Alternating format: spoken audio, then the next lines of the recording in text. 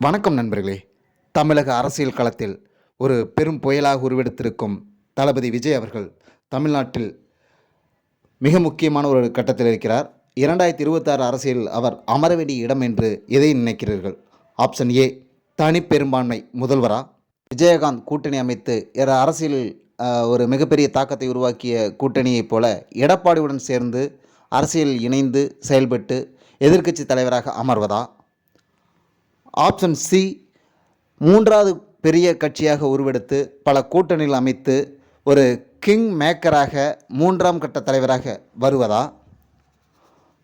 Option D, மூன்றாம் கட்ட தலைவராக வந்து ஒரு சமயம் ஏடிஎம்கேவும் டிஎம்கேவோ ஆட்சியில் அமைய முடியாத ஒரு சூழ்நிலை வரும்பொழுது வெளியிலிருந்து ஆதரவு கொடுத்து ஏடிஎம்கேவை ஆட்சி அமைக்க விரும்பும் பொழுது அப்பொழுது ஆட்சி அமைக்கும் சூழ்நிலை உருவாக்கும் கிங் மேக்கரா என்பதை தங்களின் விருப்பப்படி தெரிவிக்கலாம் நண்பர்களே. ஆக மொத்தம் இன்றைய 2026 நடக்கும் அரசியல் களத்தில் விஜய்தான் ஒரு மிகப்பெரிய புயலாக இருக்கிறார் என்பது அனைவரும் அறிந்ததே. இதில் அவர் எந்த இடத்தை பிடிப்பார் என்பது உங்கள் கருத்து என்ன? நன்றி.